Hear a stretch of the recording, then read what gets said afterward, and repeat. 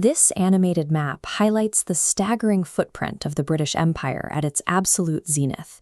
It controlled a full quarter of the planet's entire landmass and population, making it the largest continuous political entity ever constructed. When the Second World War concluded in 1945, millions of jubilant citizens flooded the streets of London. Britain and its allies had defeated the Axis powers, securing what looked like a definitive triumph for the empire. But this financial ledger shows the hidden cost of that victory.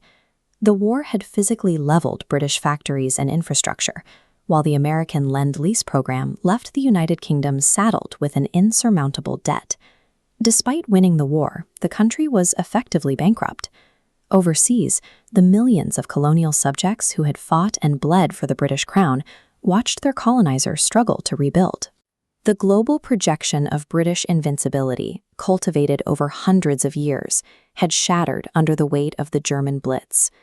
By exhausting its industrial capacity and emptying its treasury to defeat the Axis, Britain destroyed its own ability to forcefully maintain its territories.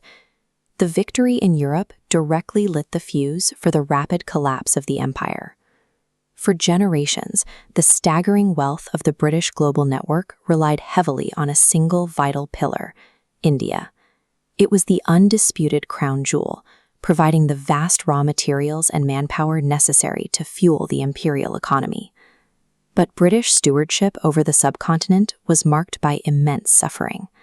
During the 1943 Bengal famine, millions of Indians starved, while the colonial government largely maintained a policy of non-intervention.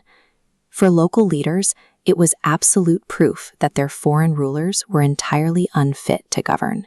Following the war, the demands for independence became impossible to suppress with military force. Recognizing that the bankrupt British state could no longer hold the territory, the final viceroy, Lord Mountbatten, was forced to accept a total withdrawal. The ensuing departure in 1947 was violently rushed. British administrators drew imprecise borders across the region, creating the distinct nations of India and Pakistan. This haphazard partition forced a chaotic mass migration, displacing millions of people from their homes and resulting in over 1 million deaths. By losing the most valuable and populous territory in its portfolio, Britain broadcasted a clear message of vulnerability to the rest of the world. The grip was failing. The power vacuum left by a shrinking British presence was immediately filled. The post-war globe fractured into a tense standoff completely dominated by the capitalist United States and the communist Soviet Union.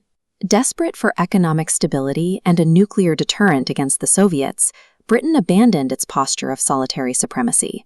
In 1949, they aligned tightly with American interests, signing on as a founding member of the NATO alliance. A year later, British forces were deployed to the Korean War, but they were fighting explicitly under American military leadership, not as the masters of global strategy.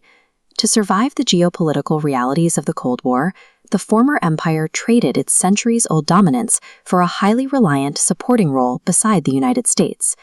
Even with its territory shrinking, Britain's remaining international trade relied heavily on a single vital artery, the Suez Canal.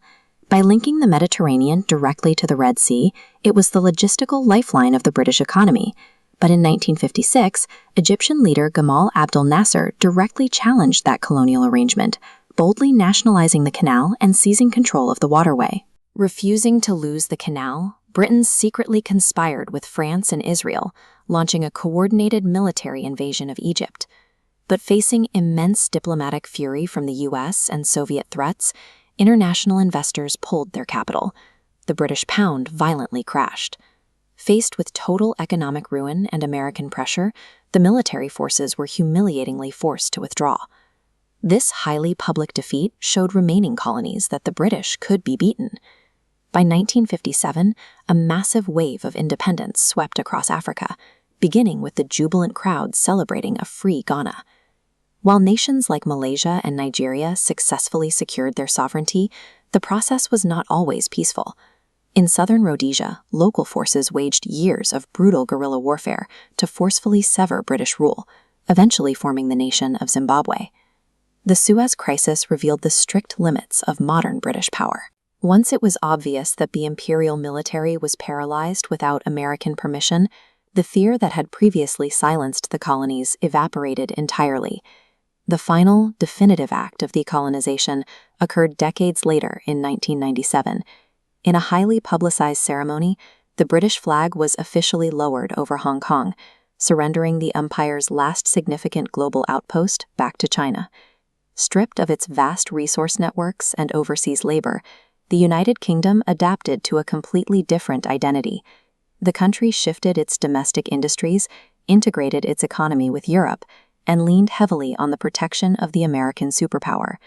But the hasty retreat of the mid-20th century left deep geopolitical scars. The imprecise, arbitrary lines drawn by exiting British administrators across Africa, the Middle East, and Asia continue to fuel regional conflicts today. Furthermore, the massive transfer of wealth that funded the empire remains locked inside Western borders. Thousands of sacred, stolen artifacts and national treasures sit permanently enshrined within European museums. The largest and most expansive empire in human history unraveled in a matter of decades. While the era of direct British rule is over, the resulting power vacuums, fractured national borders, and the rise of American hegemony continue to serve as the very foundation of the modern world.